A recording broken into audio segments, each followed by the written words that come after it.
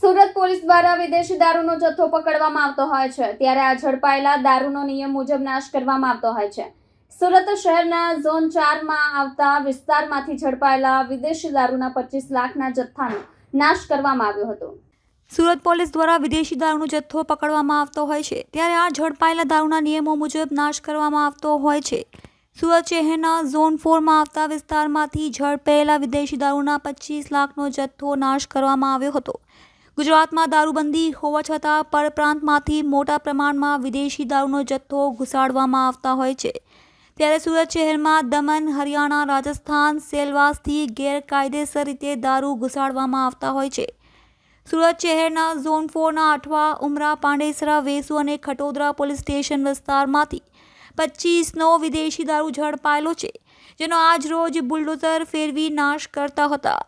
ગુજરાતમાં દારૂબંધી વચ્ચે પણ દારૂની હેરાફેરી અટકાવવાનું નામ નથી લેતું।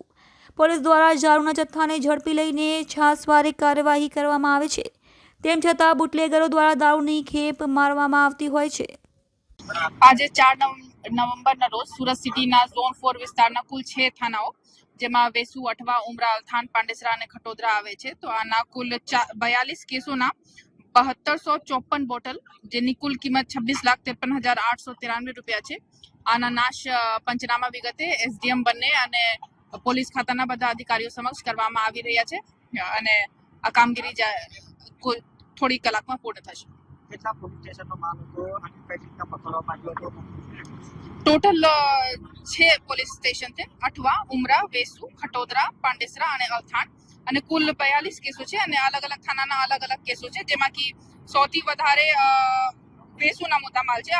ઓનલી 2 કેસીસ છે, બટ આ મહેંગી દારૂ હતી, તો ટોટલ 9,12,930 રૂપિયાના મુદ્દામાલ છે, અને બાકી થાનાઓમાં અલથાણના પણ 8,66,000ના મુદ્દામાલ છે, અને અધર થાનાના થોડો ભાગ છે।